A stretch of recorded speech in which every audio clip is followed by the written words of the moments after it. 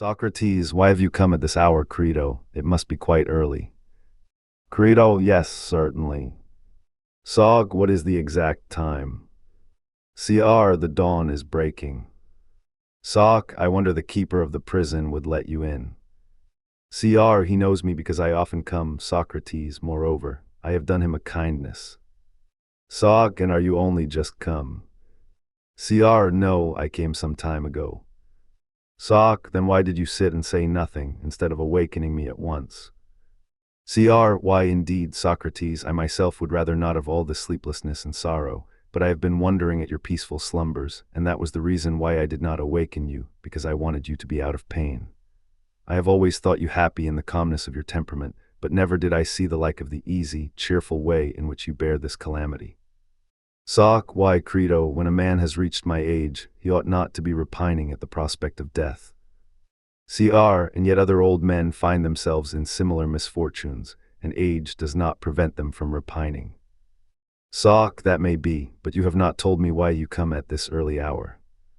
Cr, I come to bring you a message which is sad and painful, not, as I believe, to yourself but to all of us who are your friends, and saddest of all to me. Soc, what, I suppose that the ship has come from Delos, on the arrival of which I am to die.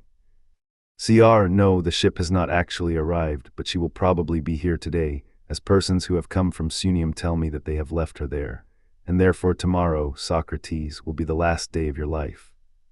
Soc, very well, Crito, if such is the will of God, I am willing, but my belief is that there will be a delay of a day. Cr, why do you say this? Soc, I will tell you, I am to die on the day after the arrival of the ship. Cr, yes, that is what the authorities say. Soc, but I do not think that the ship will be here until tomorrow. This I gather from a vision which I had last night, or rather only just now, when you fortunately allowed me to sleep. Cr, and what was the nature of the vision? Soc, there came to me the likeness of a woman, fair and comely, clothed in white raiment, who called to me and said, O Socrates, the third day hence to Phthia shalt thou go. Cr, what a singular dream, Socrates. Soc, there can be no doubt about the meaning, Crito, I think. Cr, yes, the meaning is only too clear. But oh, my beloved Socrates, let me entreat you once more to take my advice and escape. For if you die, I shall not only lose a friend who can never be replaced, but there is another evil. People who do not know you and me will believe that I might have saved you if I had been willing to give money, but that I did not care. Now, can there be a worse disgrace than this, that I should be thought to value money more than the life of a friend? For the many will not be persuaded that I wanted you to escape, and that you refused. Soc, but why, my dear Crito, should we care about the opinion of the many? Good men, and they are the only persons who are worth considering, will think of these things truly as they happened. Cr, but do you see, Socrates, that the opinion of the many must be regarded, as is evident in your own case, because they can do the very greatest evil to anyone who has lost their good opinion. Soc, I only wish, Crito, that they could, for then they could also do the greatest good, and that would be well. But the truth is that they can do neither good nor evil. They cannot make a man wise or make him foolish, and whatever they do is the result of chance. Cr, well, I will not dispute about that, but please to tell me, Socrates, whether you are not acting out of regard to me and your other friends. Are you not afraid that if you escape hence we may get into trouble with the informers for having stolen you away, and lose either the whole or a great part of our property, or that even a worse evil may happen to us? Now, if this is your fear, be at ease, for in order to save you, we ought surely to run this or even a greater risk. Be persuaded then, and do as I say. Soc, yes, Crito, that is one fear which you mention, but by no means the only one. Cr, fear not. There are persons who at no great cost are willing to save you and bring you out of prison, and as for the informers, you may observe that they are far from being exorbitant in their demands. A little money will satisfy them. My means, which, as I am sure, are ample, are at your service, and if you have a scruple about spending all mine, here are strangers who will give you the use of theirs, and one of them, Simmias the Theban, has brought a sum of money for this very purpose, and Cebes and many others are willing to spend their money too. I say, therefore, do not on that account hesitate about making your escape, and do not say, as you did in the court, that you will have a difficulty in knowing what to do with yourself if you escape. For men will love you in other places to which you may go, and not in Athens only. There are friends of mine in Thessaly, if you like to go to them, who will value and protect you, and no Thessalian will give you any trouble. Nor can I think that you are justified, Socrates, in betraying your own life when you might be saved. This is playing into the hands of your enemies and destroyers, and moreover I should say that you were betraying your children. For you might bring them up and educate them, instead of which you go away and leave them, and they will have to take their chance, and if they do not meet with the usual fate of orphans, there will be small thanks to you. No man should bring children into the world who is unwilling to persevere to the end in their nurture and education. But you are choosing the easier part, as I think, not the better and manlier, which would rather have become one who professes virtue in all his actions, like yourself. And indeed, I am ashamed not only of you, but of us who are your friends, when I reflect that this entire business of yours will be tributed to our want of courage. The trial need never have come on, or might have been brought to another issue, and the end of all, which is the crowning absurdity, will seem to have been permitted by us through cowardice and baseness, who might have saved you as you might have saved yourself, if we had been good for anything, for there was no difficulty in escaping. And we did not see how disgraceful, Socrates, and also miserable all this will be to us as well as to you. Make your mind up then, or rather have your mind already made up, for the time of deliberation is over, and there is only one thing to be done, which must be done, if at all, this very night, and which any delay will render all but impossible. I beseech you therefore, Socrates, to be persuaded by me, and to do as I say. Dear Crito, your zeal is invaluable if a right one, but if wrong, the greater the zeal the greater the evil, and therefore we ought to consider whether these things shall be done or not. For I am and always have been one of those natures who must be guided by reason, whatever the reason may be which upon reflection appears to me to be the best, and now that this fortune has come upon me, I cannot put away the reasons which I have before given. The principles which I have hitherto honored and revered I still honor, and unless we can find other and better principles on the instant, I am certain not to agree with you. No, not even if the power of the multitude could inflict many more imprisonments, confiscations, deaths, frightening us like children with hobgoblin terrors. But what will be the fairest way of considering the question? Shall I return to your old argument about the opinions of men, some of which are to be regarded, and others, as we were saying, are not to be regarded? Now were we right in maintaining this before I was condemned? And has the argument which was once good now proved to be talk for the sake of talking, in fact an amusement only and altogether vanity? That is what I want to consider with your help, Crito, whether under my present circumstances the argument appears to be in any way different or not, and is to be allowed by me or disallowed. That argument, which, as I believe, is maintained by many who assume to be authorities, was to the effect, as I was saying, that the opinions of some men are to be regarded, and of other men not to be regarded. Now you, Crito, are a disinterested person who are not going to die tomorrow at least. There is no human probability of this, and you are therefore not liable to be deceived by the circumstances in which you are placed.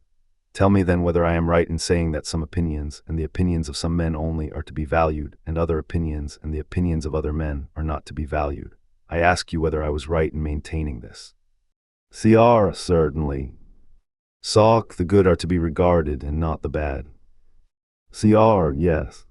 Soc. And the opinions of the wise are good, and the opinions of the unwise are evil. Cr. Certainly. Soc. In what was said about another matter, was the disciple in gymnastics supposed to attend to the praise and blame and opinion of every man, or of one man only, his physician or trainer, whoever that was? Cr. Of one man only. Soc. And he ought to fear the censure and welcome the praise of that one only, and not of the many. Cr. That is clear. Soc. And he ought to live and train, and eat and drink in the way which seems good to his single master who has understanding, rather than according to the opinion of all other men put together. Cr. True. Soc. And if he disobeys and disregards the opinion and approval of the one, and regards the opinion of the many who have no understanding, will he not suffer evil? Cr. Certainly he will. Soc. And what will the evil be, whither tending and what acting in the disobedient person? Cr. Clearly affecting the body, that is what is destroyed by the evil. Soc. Very good, and is not this true, Crito, of other things which we need not separately enumerate? In the matter of just and unjust, fair and foul, good and evil, which are the subjects of our present consultation, ought we to follow the opinion of the many and to fear them, or the opinion of the one man who has understanding, in whom we ought to fear and reverence more than all the rest of the world, in whom deserting we shall destroy and injure that principle in us which may be assumed to be improved by justice and deteriorated by injustice? Is there not such a principle? Cr. Certainly there is, Socrates. Soc. Take a parallel instance. If, acting under the advice of men who have no understanding, we destroy that which is improvable by health and deteriorated by disease, when that has been destroyed, I say, would life be worth having? and that is the body. Cr, yes. Soc, could we live having an evil and corrupted body? Cr, certainly not. Soc, and will life be worth having if that higher part of man be depraved, which is improved by justice and deteriorated by injustice? Do we suppose that principle, whatever it may be in man, which has to do with justice and injustice, to be inferior to the body? Cr, certainly not. Soc, more honored then. Cr, far more honored. Soc, then my friend, we must not regard what the many say of us, but what he, the one man who has understanding of just and unjust, will say, and what the truth will say. And therefore you begin in error when you suggest that we should regard the opinion of the many about just and unjust, good and evil, honorable and dishonorable. Well, someone will say, but the many can kill us. Cr, yes, Socrates, that will clearly be the answer. Soc, that is true, but still I find with surprise that the old argument is, as I conceive, unshaken as ever. And I should like to know whether I may say the same of another proposition, that not life, but a good life, is to be chiefly valued. Cr, yes, that also remains. Soc, and a good life is equivalent to a just and honorable one, that holds also. Cr, yes, that holds. Soc, from these premises I proceed to argue the question whether I ought or ought not to try to escape without the consent of the Athenians. And if I am clearly right in escaping, then I will make the attempt, but if not, I will abstain.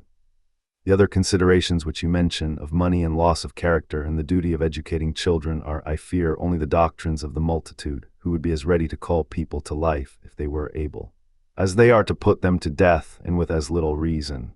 But now, since the argument has thus far prevailed, the only question which remains to be considered is, whether we shall do rightly either in escaping or in suffering others to aid in our escape, and paying them in money and thanks, or whether we shall not do rightly. And if the latter, then death or any other calamity which may ensue on my remaining here must not be allowed to enter into the calculation. Cr, I think that you are right, Socrates. How then shall we proceed?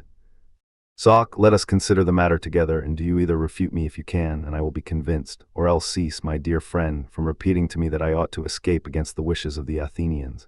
For I am extremely desirous to be persuaded by you, but not against my own better judgment. And now please to consider my first position, and do your best to answer me. Cr, I will do my best. Soc, are we to say that we are never intentionally to do wrong, or that in one way we ought and in another way we ought not to do wrong, or is doing wrong always evil and dishonorable, as I was just now saying, and as has been already acknowledged by us? Are all our former admissions which were made within a few days to be thrown away, and have we, at our age, been earnestly discoursing with one another all our life long only to discover that we are no better than children? Or are we to rest assured, in spite of the opinion of the many, and in spite of consequences, whether better or worse, of the truth of what was then said, that injustice is always an evil and dishonor to him who acts unjustly? Shall we affirm that? Cr, yes. Soc, then we must do no wrong. Cr, certainly not. Soc, nor when injured injure in return, as the many imagine, for we must injure no one at all. Cr, clearly not. Soc, again, Crito, may we do evil? Cr, surely not, Socrates. Soc, and what of doing evil in return for evil, which is the morality of the many, is that just or not? Cr, not just. Soc, for doing evil to another is the same as injuring him. Cr, very true. Soc, then we ought not to retaliate or render evil for evil to anyone, whatever evil we may have suffered from him. But I would have you consider, Crito, whether you really mean what you are saying. For this opinion has never been held and never will be held by any considerable number of persons, and those who are agreed and those who are not agreed upon this point have no common ground and can only despise one another when they see how widely they differ. Tell me, then, whether you agree with and assent to my first principle, that neither injury nor retaliation nor warding off evil by evil is ever right. And shall that be the premise of our agreement, or do you decline and dissent from this? For this has been of old and is still my opinion, but if you are of another opinion, let me hear what you have to say. If, however, you remain of the same mind as formerly, I will proceed to the next step. Cr, you may proceed, for I have not changed my mind. Soc, then I will proceed to the next step, which may be put in the form of a question. Ought a man to do what he admits to be right, or ought he to betray the right? Cr, he ought to do what he thinks right. Soc, but if this is true, what is the application? In leaving the prison against the will of the Athenians, do I wrong any? Or rather, do I not wrong those whom I ought least to wrong? Do I not desert the principles which were acknowledged by us to be just? What do you say? Cr. I cannot tell, Socrates, for I do not know. Soc. Then consider the matter in this way. Imagine that I am about to play truant. You may call the proceeding by any name which you like, and the laws and the government come and interrogate me.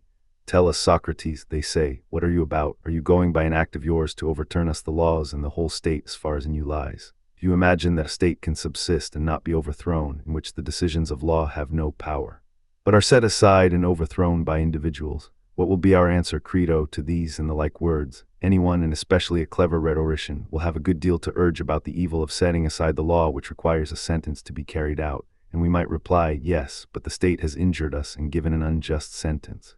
Suppose I say that. Cr. Very good, Socrates, Soc. And was that our agreement with you? The law would sar, or were you to abide by the sentence of the state? And if I were to express astonishment at their saying this, the law would probably add, answer, Socrates, instead of opening your eyes. You are in the habit of asking and answering questions. Tell us what complaint you have to make against us which justifies you in attempting to destroy us and the state. In the first place, did we not bring you into existence? Your father married your mother by our aid and begat you.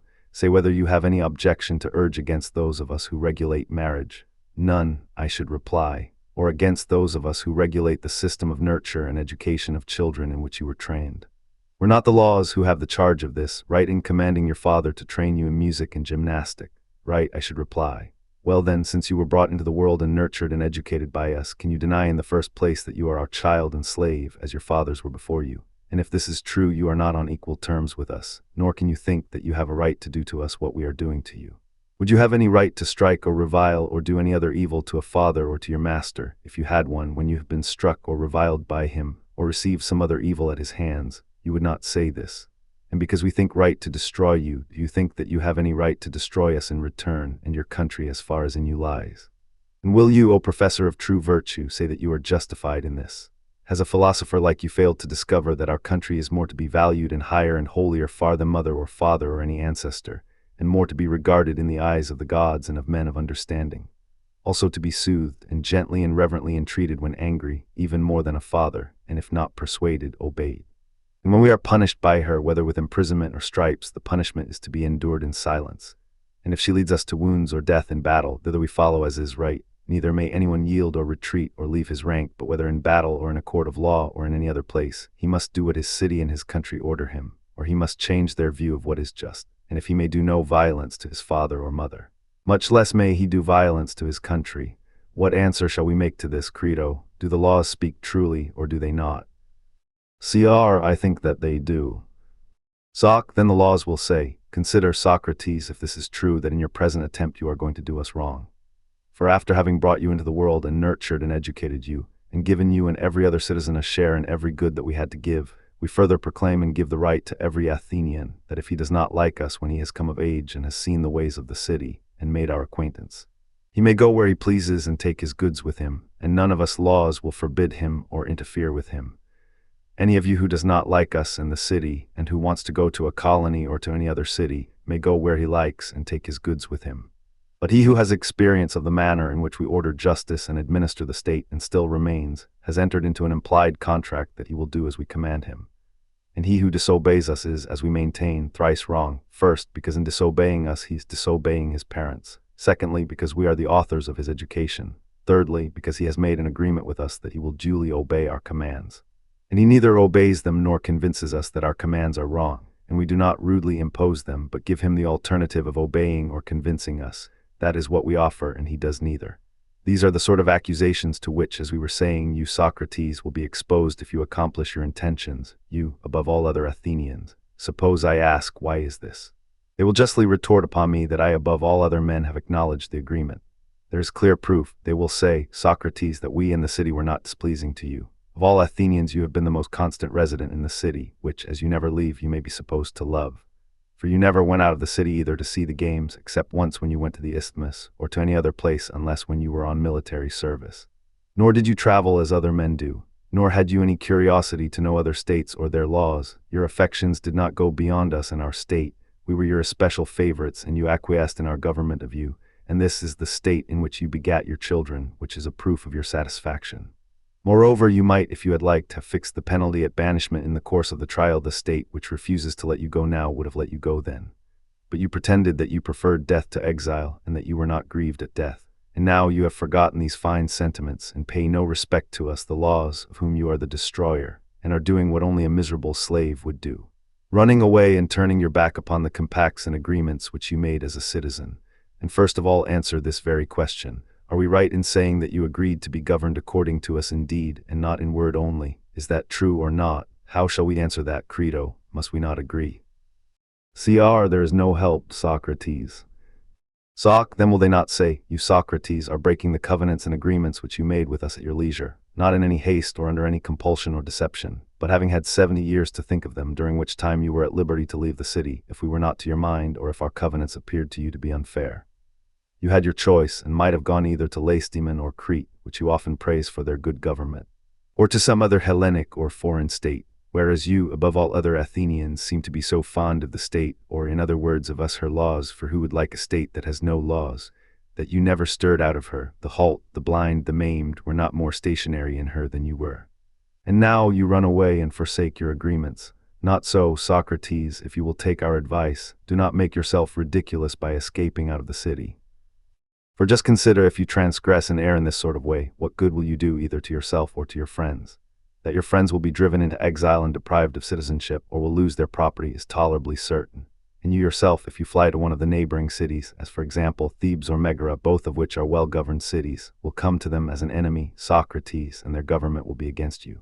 And all patriotic citizens will cast an evil eye upon you as a subverter of the laws, and you will confirm in the minds of the judges the justice of their own condemnation of you. For he who is a corrupter of the laws is more than likely to be corrupter of the young and foolish portion of mankind.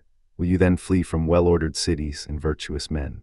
And is existence worth having on these terms? Or will you go to them without shame and talk to them, Socrates? And what will you say to them? What you say here about virtue and justice and institutions and laws being the best things among men, would that be decent of you? Surely not. But if you go away from well-governed states to Crito's friends in Thessaly, where there is great disorder and license, they will be charmed to have the tale of your escape from prison set off with ludicrous particulars of the manner in which you were wrapped in a goatskin or some other disguise, and metamorphosed as the fashion of runaways is. That is very likely. But will there be no one to remind you that in your old age you violated the most sacred laws from a miserable desire of a little more life? Perhaps not, if you keep them in a good temper, but if they are out of temper you will hear many degrading things. You will live, but how? As the flatterer of all men and the servant of all men, and doing what? Eating and drinking in Thessaly, having gone abroad in order that you may get a dinner.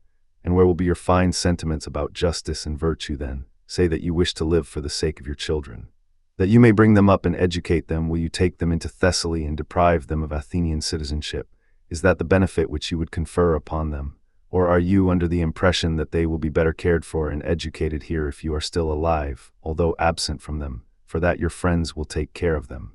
Do you fancy that if you are an inhabitant of Thessaly they will take care of them, and if you are an inhabitant of the other world they will not take care of them? Nay, but if they who call themselves friends are truly friends, they surely will. Listen then, Socrates, to us who have brought you up. Think not of life and children first, and of justice afterwards, but of justice first, that you may be justified before the princes of the world below. For neither will you nor any that belong to you be happier or holier or juster in this life, or happier in another, if you do as Crito bids. Now you depart in innocence, a sufferer and not a doer of evil, a victim not of the laws but of men. But if you go forth returning evil for evil and injury for injury, breaking the covenants and agreements which you have made with us, and wronging those whom you ought least to wrong, that is to say yourself, your friends, your country, and us, we shall be angry with you while you live, and our brethren, the laws in the world below, will receive you as an enemy, for they will know that you have done your best to destroy us. Listen then to us and not to Crito. This is the voice which I seem to hear murmuring in my ears, like the sound of the flute in the ears of the mystic. That voice, I say, is humming in my ears and prevents me from hearing any other. And I know that anything more which you will say will be in vain. Yet speak, if you have anything to say. Cr. I have nothing to say, Socrates. Soc. Then let me follow the intimations of the will of God.